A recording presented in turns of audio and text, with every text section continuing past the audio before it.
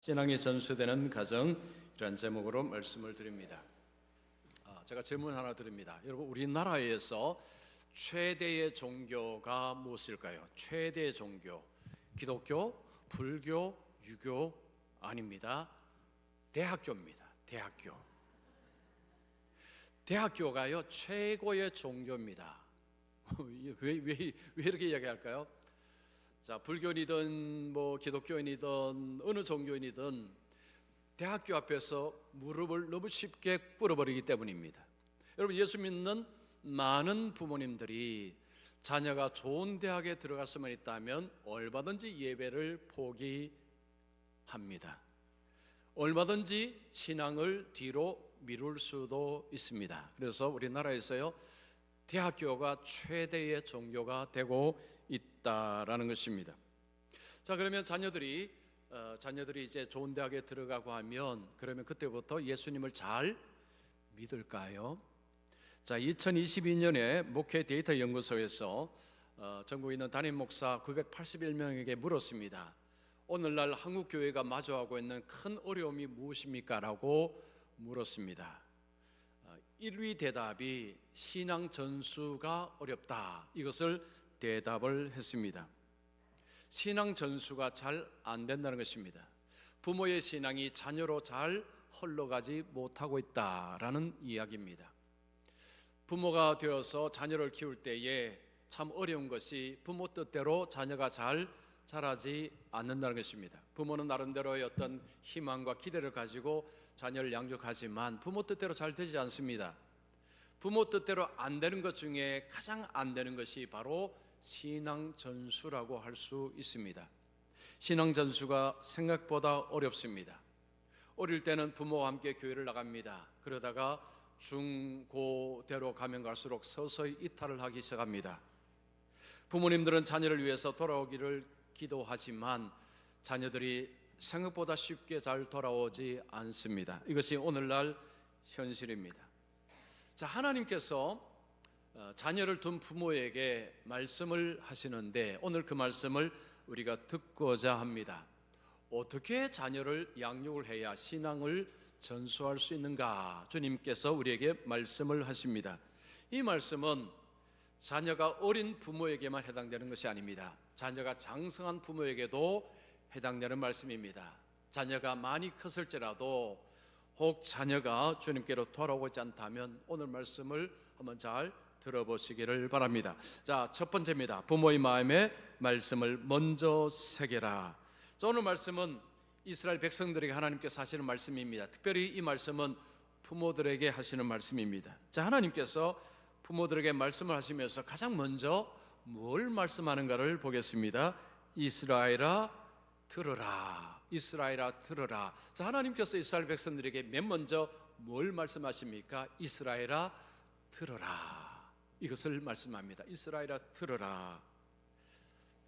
너희들은 자녀를 잘 훈련해서 성공적인 자녀로 만들어라. 이런 말씀을 먼저 하시는 것이 아니고 먼저 하나님의 말씀 앞에 서라는 것입니다. 너희 부모들아 먼저 하나님 말씀 앞에 서라. 하나님 말씀에 귀를 여는 것을 가장 먼저 하라고 요구를 하십니다. 왜 이 말씀을 하실까요? 부모의 마음속에 하나님의 은혜로 말씀으로 채워지지 아니하면 자녀도 동일한 길을 갈 수밖에 없다는 것이죠. 즉 자녀의 마음속에 하나님의 말씀이 들어가기가 어렵다는 것입니다. 부모가 말씀을 가볍게 여긴다면 자녀도 동일한 길을 걸어갈 것입니다. 부모가 하나님 중심으로 살지 않게 된다면 자녀도 하나님 중심으로 살지 않게 될 것입니다. 그래서 부모에게 먼저 요구하는 것은 하나님 앞에 서라는 것입니다. 말씀 앞에 서는 것을 가장 먼저 하라고 요구하십니다. 자, 우리 성도님들에게 가장 먼저 필요한 것은 하나님 말씀 앞에 서는 것입니다. 하나님 말씀 앞에 고개를 숙이는 것입니다. 주여 말씀하옵소서 제가 듣겠습니다 라는 이 자세가 우리에게 가장 요구됩니다. 자, 그러면 하나님께서 백성들에게 들으라고 말씀하시고 하나님이 뭘 말씀하십니까? 자, 4절 보시면 5절 보시면 너는 마음을 다하고 뜻을 다하고 힘을 다하여 내 하나님 여호와를 사랑하라 라고 말씀합니다. 자, 하나님께서 이스라엘 백성들 부모들에게 뭘 요구합니까? 하나님을 사랑하라, 하나님을 사랑하라 라고 말씀합니다. 이 말씀은 이런 의미입니다. 네 자녀보다, 너의 자녀보다, 너 자식보다 나를 먼저 사랑하라 라고 하나님이 말씀하는 것입니다. 자, 이 말씀을 듣는 우리 부모님들 어떻습니까? 자녀보다 하나님을 더 사랑하십니까? 저는 제 자녀보다 하나님을 더 사랑합니다 라고 말씀하실 분이 계실까요? 쉽지 않습니다. 결코 쉽지 않습니다. 자, 하나님께서 우리에게 사랑을 요구하시는데 그 사랑은 어느 정도의 사랑일까요? 그냥 쫄쫄쫄 흘러내리는 그냥 그런 정도의 사랑을 요구하실까요? 아닙니다. 너는 마음을 다하고 뜻을 다하고 힘을 다하여 하나님을 사랑하라고 하십니다. 이 사랑은 어떤 사랑입니까? 우리의 전 존재를 다하여, 우리의 전 인격을 다하여 하나님을 사랑하라라고 하시는 것입니다. 이 말씀은 이런 의미입니다. 우리의 전부를 하나님이 원하신다는 것입니다. 우리의 일부를 하나님이 원하시는 것이 아니고 우리의 전부를 원하십니다.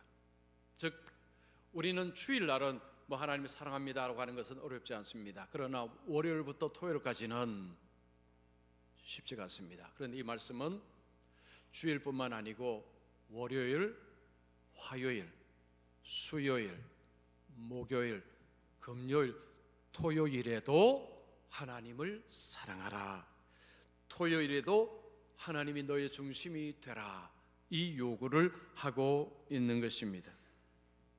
자, 우리의 마음과 뜻과 힘을 다하여서 하나님을 사랑한다라고 하는 것, 자녀를 사랑하라고 하면 아이고 예 저는 사랑하죠, 제 힘과 뜻과 모든 걸 다해 자녀를 사랑합니다라고 하는 것은 부모님들이 다 대답을 할 것입니다. 그러나 그 자녀보다 먼저 하나님을 온 힘을 다하여 사랑하라라고 할 때에 우리는 고개를 들기가 어렵습니다. 그런데 예수님도 사실은 같은 요구를 하셨습니다. 아들이나 딸을 나보다 더 사랑하는 자는 내게 합당하지 아니하며, 예수님이 하신 말씀입니다. 예수님께서 제자들에게 아들이나 딸을 나보다 더 사랑하는 자는 내게 합당하지 아니하다라고 하셨습니다. 자, 주님을 따른다고 하는데 먼저 주님이 요구하신 것은 자식보다 나를 더 사랑하라고 요구하셨습니다. 이것이 어떻게 가능할까요? 이건 우리에게는 불가능합니다. 우리는 누굽니까? 타락된 존재입니다. 타락한 존재, 죄인은요 이게 원천적으로 불가능합니다. 이건 못합니다. 아무리 결심해도 할 수가 없습니다. 그런데 이 사랑을 하신 분이 계십니다. 예수님입니다. 예수님은 이 사랑을 하셨습니다. 예수님의 사랑을 보여줄 수 있는 그 사건은 십자가 사건입니다. 예수님의 십자가의 죽으심은 죽기까지 복종하심으로 일어난 사건입니다. 예수님은 죽기까지 복종하심으로 십자가에서 자신의 몸을 내어주셨습니다.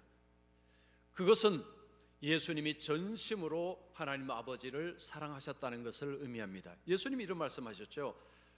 나의 계명을 지키는 자라야 나를 사랑하는 자니. 예수님께서 그 말씀하셨습니다. 예수님의 계명을 지키는 자가 예수님을 사랑한다고 했습니다. 말로 예수님 사랑한다고 말하지만 삶으로 예수님 말씀을 따르지 않으면 나를 사랑하는 것이 아니다라고 하신 것입니다. 예수님은 죽기까지 복종하심으로 십자가에 죽으셨습니다. 그것은 예수님의 사랑이 힘과 뜻과 마음을 다한 사랑이었다는 것입니다. 우리는 그 사랑을 못합니다. 그러나 예수님은 그 사랑을 하셨습니다. 그러면 우리는 어떻게 하나님을 사랑할 수 있느냐? 예수님 안에서 이 사랑이 시작될 수가 있습니다. 물론 예수님 안에서도 우리가 이 사랑을 온전히 하는 것은 어렵습니다. 그러나 예수님의 사랑 안에서 우리도 이 사랑을 시작할 수가 있습니다. 즉 발걸음을 내디딜 수가 있습니다. 그러나 예수님 바깥에 있으면 발걸음조차가 안 된다는 것입니다. 즉 엄두가 나지 않습니다. 그러나 예수님 안에 있으면, 예수님과 연합된 존재 안에 예수님의 사랑을 입는 자는 비로소 하나님을 사랑하는 것이 가능해집니다. 해졌다는 것입니다. 그래서 우리는 할 수 없는 것을 예수님이 하시고, 그래서 우리가 예수님을 믿을 때 예수님 안에서 우리가 하나님을 사랑하는 것을 시작하고 그 걸음을 걸어갈 수가 있습니다. 우리 단독으로는 아무리 결심해도 불가능합니다. 할 수가 없습니다. 자, 하나님께서 모든 것을 다해서 하나님을 사랑하라 라고 하시고, 자, 그리고 5절에 6절에 이렇게 말씀합니다. 너는 오늘 내가 내게 명하는 이 말씀을 너는 마음에 새기고. 자, 우리가 하나님을 사랑하면서 우리가 살기 위해서 우리 속에 필요한 것이 뭐냐 하면 하나님의 말씀을 마음에 새기는 것입니다. 자, 여기에 중요한 단어가 오늘입니다. 오늘은 내일이 아닙니다. 언젠가가 아닙니다. 많은 분들이 좀 교회 열심히 해주시려고 하면 조금 바쁘니까 조금 더 여유가 생기면, 언젠가입니다. 언젠가 때가 되면, 언젠가 좀 좋아지면, 언젠가 조금 더 여유가 생기면, 그게 아닙니다. 오늘, 지금, 현재입니다. 여러분, 우리가 신앙생활하는 것은요, 오늘 현재입니다. 언젠가, 그 언젠가는 죽음 후가 될 수 있습니다. 우리는 알 수가 없습니다. 그래서 오늘 우리가 목숨이 있을 때, 우리가 힘이 있을 때 오늘 주님을 섬기는 것입니다.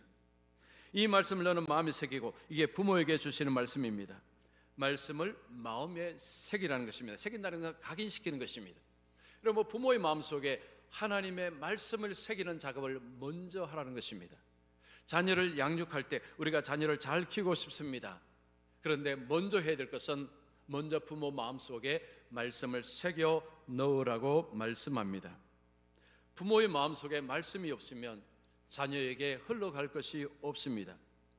마른 땅에 씨앗을 심습니다. 그 씨앗이 자라기 위해서는 물이 공급이 되어야 됩니다. 물이 공급이 안 되면 씨앗은 자라날 수 없습니다. 마찬가지입니다. 여러분, 자녀의 마음속에 신앙이 자라나기 위해서는 그 마음속에 부모의 말씀이 흘러가야 됩니다. 흘러가야 자녀의 마음속에 말씀으로 그 속에 신앙의 씨앗이 자라날 수가 있습니다. 말씀을 새긴다고 하면 굉장히 추상적이고 굉장히 넓습니다. 범위가 굉장히 넓습니다. 이걸 어떻게 한단 말입니까? 제가 정리해 드립니다. 복음을 심으시면 됩니다. 여러분, 말씀은 누구를 바라보는 것입니까? 예수 그리스도를 바라봅니다. 여러분, 신구약 성경은 누구를 지칭하는 것입니까? 예수님을 지칭합니다. 예수 안에 있는 자에게 우리에게 요구하는 것이 뭡니까? 복음을 전파라, 복음을 전하라는 것입니다. 그래서 말씀을 우리 속에 새긴다는 것은 다른 말로 하면 복음을 새기는 것입니다. 복음을 부모 마음속에 새기는 것입니다. 자, 복음이 우리 속에 들어왔을 때에 자녀를 대할 때 복음으로 대할 수가 있습니다. 복음이 들어오지 않으면 자녀를 율법으로 대합니다. 부모의 마음속에 복음이 들어와야 여러분 자녀를 율법으로 대하지 않습니다. 대한민국의 많은 부모님들이, 예수 믿는 부모님도 자녀를 율법으로 대하고 있습니다. 그 속에서 자녀들이 하나님을 만나지 못하고 있다는 것입니다. 복음의 견고한 자녀 양육이라는 책이 있습니다. 이 책의 저자는 어느 이제 목사님입니다. 자, 이분이 첫째 아이가 초등학교 2학년 때, 그리고 둘째 아이가 7살 때부터 홈스쿨을 시작했습니다. 홈스쿨은 집에서 아이들을 가르치는 것입니다.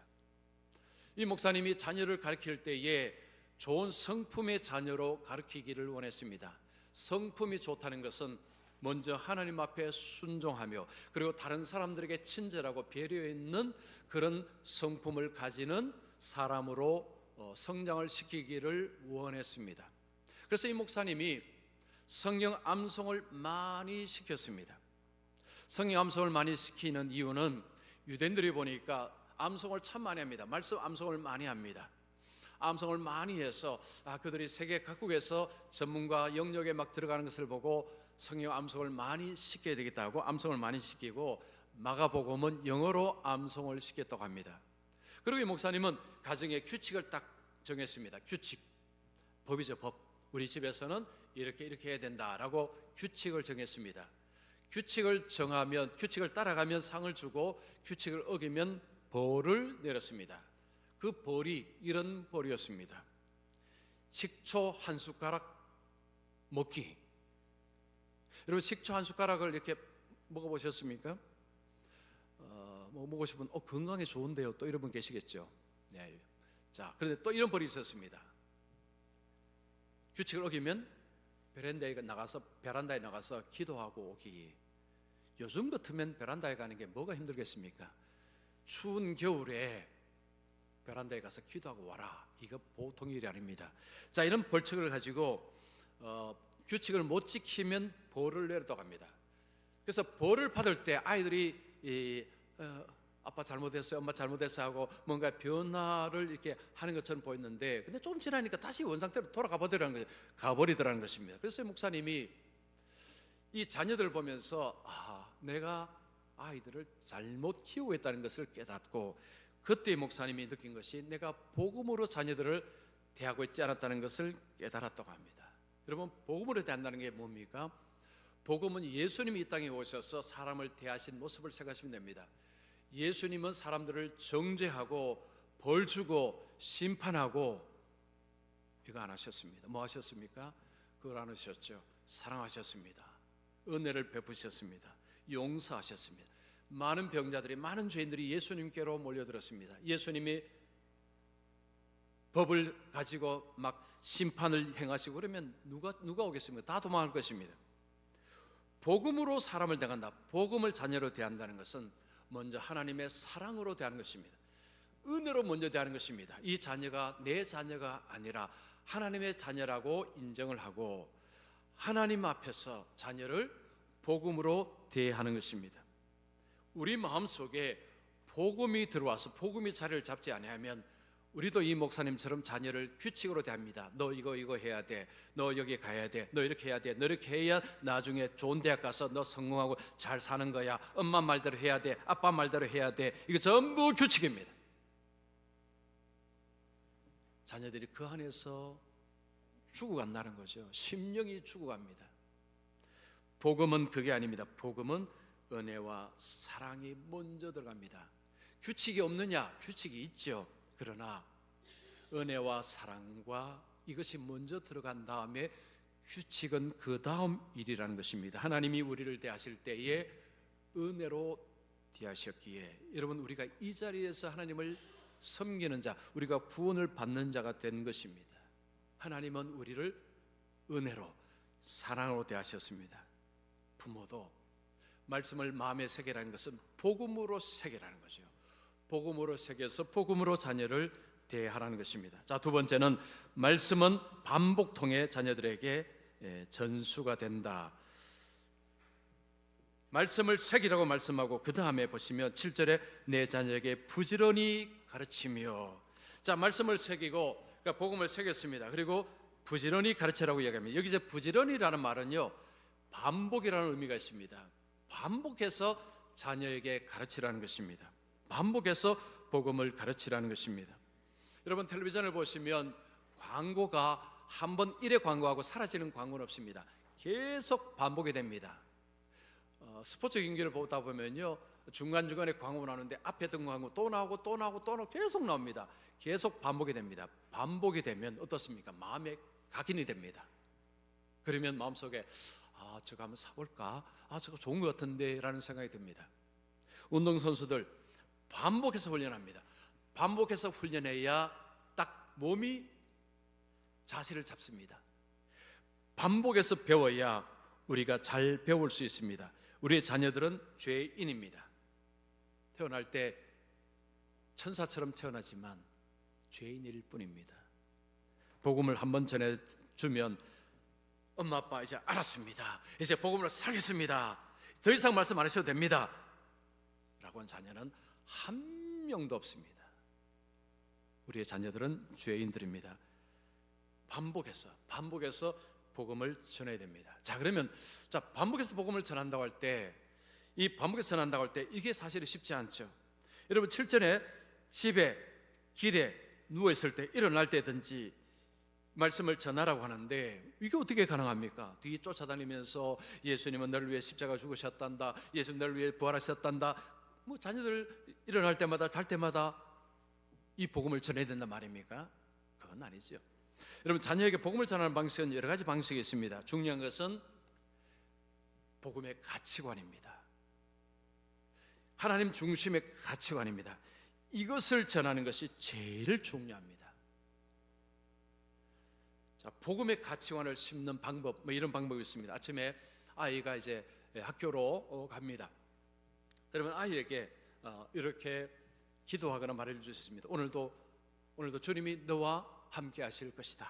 힘내어서 공부해라. 이런 말할 수 있습니다. 그리고 식탁에서 이제 식사를 같이 합니다. 이럴 때 이렇게 기도할 수 있는 거죠. 하나님께서 오늘도 우리에게 일용할 필요한 양식을 주셔서 감사합니다. 이 음식을 통해서 우리 주님을 위해서 더욱더 힘내어서 영광을 위해 살게 하여 주시옵소서. 저녁입니다. 저녁에 자녀를 위해서 기도한다면 오늘도 하나님 누구누구를 하나님 붙드시고 지금까지 인도하시고 지켜주셔서 감사합니다. 이런 식으로 하게 될 때 그 마음속에 뭘 심는 것입니까? 하나님 중심을 심는 것입니다. 내가 살아가는 모든 것이 하나님 덕분에 사는 것이고 내가 먹고 사는 것도 공부하는 것도 전부 하나님 덕분이라는 것을 부모가 은연중에 심는 것입니다. 자, 부모는요 성경을 조직적으로 체계적으로 가르친다는 것이 쉽지 않습니다. 그런데 정말 중요한 것은 핵심 가치관을 전하는 것이 너무너무 중요합니다. 그래서 아침이나 점심, 저녁이나 어쨌든 자녀 마음속에 내가 주님 덕분에 사는구나, 내가 하나님 덕분에 공부하는구나 라는 가치관을 계속해서 심는 것이 필요합니다. 자, 이렇게 하기 위해서 그 다음에 또 하나님 요구하시는 것이 있습니다. 너는 또 그것을 내 손목에 메어 기호를 삼으며 내 미간에 붙여 표를 삼고. 이 손목이라는 것은 행동을 의미합니다. 미간이라는 것은 이것은 이 미간은 여기죠, 관점을 말하는 것입니다. 즉 부모가 양육할 때에 행동이나 생각, 관점을 말씀의 통제를 받아서 행하라는 것입니다. 즉 말로만 자녀에게 너 교회 가라, 성경 읽어라, 그 소용없다는 거죠. 부모가 삶을 통해서, 부모의 행동을 통해서, 부모의 생각을 통해서 자녀들에게 보여주라는 것입니다. 자, 이렇게 이야기하면 우리 부모들 마음속에 이런 생각이 들죠. 누가 이렇게 할 수 있습니까? 어느 부모가 온전히 말씀의 통제를 받아서 누가 이렇게 할 수 있겠습니까? 라는 생각이 듭니다. 맞습니다. 우리는 온전히 행할 수 없습니다. 못합니다. 우리는 못합니다. 우리는 자꾸 넘어집니다. 그래서 부모도요, 우리도 불신앙적인 생각을 하고 행동을 합니다. 저도 마찬가지고 우리 모두가 똑같습니다. 우리는 다 연약합니다. 이 연약한 모습을 자녀들에게 보여주는 것이 괜찮습니다. 근데 그 다음이 중요합니다. 계속 그렇게 하시면 안 됩니다. 그렇게 했을 때에 아이고 내가 잘못했구나, 내가 하나님 앞에 옳지 못했구나 하고 삶을 바로 잡는 것이 중요합니다. 이것을 회개라 그러죠. 그래서 자녀가 하나님 앞에서, 부모가 자녀 앞에서 이제 자신의 삶을 다시 조정하고 다시 바로 잡는 그런 모습들, 이런 모습들을 가지는 것이 중요합니다. 그런데 이런 모습들은 어떻게 가능할까요? 예수님 의지하는 사람은 이것이 가능합니다. 예수님 안에서 이것이 가능합니다. 하나님의 은혜와 사랑을 받은 자는 이것이 가능합니다. 부모가 하나님의 은혜와 사랑을 받은 자는요, 실수할 수 있습니다. 잘못할 수 있습니다. 그런데 다시 일어설 수 있습니다. 예수님으로 인하여 다시 일어날 수 있습니다. 우리는 예수님 없이는 아무것도 할 수 없습니다. 자, 요한복음 15장 5절 이 말씀입니다. 우리 같이 읽습니다. 시작. 나는 포도나무요 너희는 가지라. 그가 내 안에 내가 그 안에 거하면 사람이 열매를 많이 맺나니 나를 떠나서는 너희가 아무것도 할 수 없음이라. 예수님께서 나를 떠나서는 너희가 아무것도, 이 아무것도 속에는 자녀를 양육하는 것까지도 들어가는 것입니다. 우리가 주님을 떠나서는 아무것도 할 수 없습니다. 주님의 뜻 가운데서 한다는 것은 불가능합니다. 오로지 예수님 안에서만 이것이 가능합니다. 처음에는 어설픕니다. 그러나 주님께서 성령을 통해서 우리를 도우시기 때문에 처음에는 어설프지만 점점 자리를 잡아갑니다. 그래서 우리의 삶은요, 예수님 안에서 시작하고 예수님 안에서 해나가야 됩니다. 그러면 다시 일어날 수 있습니다. 부모님은 다 연약합니다. 저 같은 목사도 마찬가지입니다. 자녀에게 늘 올바른 모습만 보여주느냐? 그렇지 않습니다. 저도 넘어집니다. 자, 그런데 하나님은 우리에게 부모가 부족해서 자녀에게 다 줄 수 없는 것을 하나님은 교회를 통해서 또한 공급하십니다. 교회는 주님의 몸입니다. 그래서 우리의 자녀가 부모가 부족한 것은요, 교회를 통해서 보완할 수가 있습니다. 그래서 우리 부모님들이 내 자녀가 복음을 잘 배우고 성경을 잘 배우도록 하기 위해서는 교회를 가까이 하게 하셔야 합니다. 근데 오늘날 안타까운 현실은 믿음의 부모님들이 자녀들에게 교회 빨리 갔다 와, 뭐 그렇게 교회 오래 있어, 빨리 학원 가야지 라고 합니다. 교회는 빨리 갔다 와야 되는 것입니다. 예배 뒤에 그거 하지 말고 예배만 딱 하고 돌아와, 그리고 빨리 학원 가, 이렇게 되어버립니다. 그러면 그 아이 속에 부모가 하지 못하는 것, 아이 마음속에 복음을 체계적으로 심는 것을 할 수가 없습니다. 아이들은요, 교회에서 훈련받아야 됩니다. 우리 교회 교육자들은 참 좋습니다. 우리 교사들 좋습니다. 특별히 우리 교육자들은요, 정말 좋습니다. 우리 교육자들 잘 가르칩니다. 그래서 부모님들은 우리 아이가 교회에 오래 머물 수 있도록 부모님이 도와주셔야 됩니다. 뭘 그리 빨리 와, 좀 더 천천히 와, 좀 더 배워가, 좀 더 있다가 와야 돼. 요즘 이런 부모님들 잘 안 계십니다. 자, 여기 우리 부모님들은요, 그러지 마십시오. 교회는 자녀들에게 나쁜 것을 절대 가르치지 않습니다. 좋은 것을 가르칩니다. 하나님 말씀을 양육합니다. 그래서 교회에 충분히 있다가 평일날에는 요즘 교회 안 오지 않습니까? 주일만이라도 충분히 교회에 있어서 하나님의 말씀으로 양육받을 수 있도록 부모님이 도와주셔야 됩니다. 그리고 우리 부모님들이 또 한 가지 제가 부탁드릴 것은 우리 자녀의 교육자가 누군지를 좀 알아주셨으면 좋겠습니다. 그냥 보내고 말지 마시고요, 우리 자녀를 가르치는 교사, 그리고 교육자가 누구인지, 그래서 교육자하고도 가까이 하시고 우리 자녀의 어려움도 같이 나누고, 우리 자녀가 좀 이렇습니다, 이런데 좀 도와주십시오, 뭐 이렇게 하면서 또 식사도 한번 대접하시고요. 아시겠죠? 저는 대접 안 하셔도 됩니다. 저는 배가 부르기 때문에 안 하셔도 되는데, 우리 교육자는 자녀들을 위해서 식사도 한번 대접하시고 그렇게 하시면 좋습니다. 그러면 부모님이 체계적으로 말씀을 가르치지 못하는 것은요, 교회가 도와드립니다. 그래서 우리 자녀들이 이 복음으로 성장하는 데는 부모님의 열심과 부모님의 관심이 절대적으로 필요합니다. 여러분, 그리고 마지막 절 보시오. 내 집 문설주와 바깥문에 기록할지. 문설주라는 것은 집 나가고 들어오는 것이며 가정에서 들어가고 나가는 것이 문입니다. 바깥문이라는 것은 그 당시에 성문을 의미합니다. 집의 문이 아니고요, 성문이라는 것은 재판도 행하고 행정사법 행하는 것이 성문이었습니다. 이것은 공적인 영역입니다. 사적인 영역, 집안은 사적인 영역입니다. 공적인 영역에서도 바로 말씀의 통제를 받고 부모가 먼저 살아라라는 것입니다.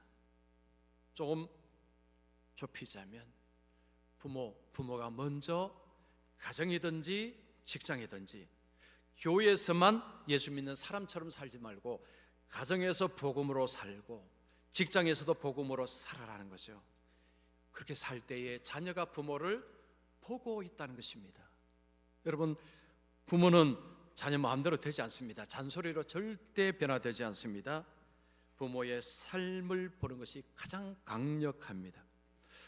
저는 제가 저희 아버지를 생각할 때마다 정말 고맙고 감사한 것이 많은데, 그 중에 하나가 뭐냐면요, 저는 제가 대학을 들어가서 지방대학교였기 때문에 이 지방대학교로서는 안 되겠다는 생각이 들었습니다. 앞으로 좀 이제 제대로 살아가려면, 그러면 미국에 유학을 가야겠다는 꿈을 저는 혼자 꾸었습니다. 주위에 제 친구들 아무도 그런 꿈을 꾸지 않았습니다.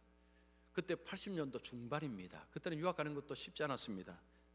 그런데 저는 그때 꿈을 꿨습니다. 그래서 아버지께, 아버지 저 이제 경영학으로 유학을 가겠습니다 하니까요, 아버지께서 뭐라고 하신지 아십니까? 그래, 해봐라고 했습니다. 저는 그때 그런 말 했을 때 아버지가 돈을 좀 준비하실 줄로 알았습니다. 시골에서 목회하시니까 뭔 돈을 준비하시겠습니까? 그래서 제가 영어 공부를 열심히 해서 영어 좋은 점수를 받았거든요. 근데 못 갔습니다. 왜 못 간 줄 아십니까? 돈이 없어서 못 갔습니다. 근데 하나님께서는 저를 이제 이제 이게 목회자를 부르셔서 제가 신학교를 가고, 그리고 신학교 졸업하면서 다시 유학을 꿈꾸면서 제가 그때는 하나님께 매달렸습니다. 주님은 모든 것의 주인이지 않습니까? 우리 아버지는 돈이 없지만 하나님은 부자이지 않습니까? 하나님 유학을 보내주시옵소서. 이때 아멘 하십시오. 하나님 저를 유학 보내주시옵소서. 아멘. 그래서 하나님이 보내주셨습니다. 우리 교회에서 그때 강도사 있을 때 제가 그 기도를 했거든요. 유학 가서 나중에 목사 되고, 제가 그때 아버지의 마음을 알았습니다. 아버지는 뭘 믿고 제게 공부해봐, 그래 해봐 라고 하셨을까요? 하나님 믿고 나중에 알았습니다. 우리 아버지가 하나님을 믿고 그렇게 하셨구나. 만약에 그때 아버지께서, 야 농아, 너도 우리 형편을 알지 않느냐, 지금 아버지 시골에서 목회하는데 너 유학 간다고 해서 내가 돈을 보태줄 수가 없다, 그래서 유학 말고 그냥 공부해서 직장 들어가라. 그때는 직장 취업이 잘 되는 때였습니다. 뭐 취업도 잘 되지 않느냐, 너 경영학 아니냐, 그냥 취업해라, 그게 우리 가정을 위해서 필요한 일이다, 아빠가 그걸 원한다라고 했으면 자 아마 연구 안 했을 것입니다. 그런데 그 말씀 안 하셨습니다. 해봐, 그래 한번 해봐라. 엄청난 용기가 되었어요. 그때부터 영어 공부를 정말 열심히 했습니다. 저는 우리 부모님이 이게 말씀을 이렇게 조리 있게 잘 가르치는 건 물론 필요합니다. 중요하죠. 그런데 부모님에게 제일 중요한 것은, 저는 이 복음으로 자녀를 대하는 것이 정말 중요하다고 생각합니다. 하나님을 의지하고 자녀를 대하는 것이 정말 중요합니다. 그래서 자녀에게 희망을 이야기하는 것입니다. 그냥 막연한 희망이 아닙니다. 예수님 안에서 희망을 말하는 것입니다. 예수 안에 소망이 있다, 예수 안에 미래가 있다, 예수님 안에서 좋은 것이 있단다, 주님 안에 이런 것들을 하나님이 우리에게 공급해 주셨다, 너의 삶에도 하나님께서 그렇게 하실 것이다. 처음에는 자녀가 잘 이해를 못합니다. 어떻게 이해를 다 하겠습니까? 그런데 반복해서 할 때에, 그리고 부모님의 삶을 통해 뭔가 보지 않습니까? 그러면 무시할 수가 없습니다. 아니야, 나는 그렇게 생각하지 않아, 이렇게 말할 수가 없습니다.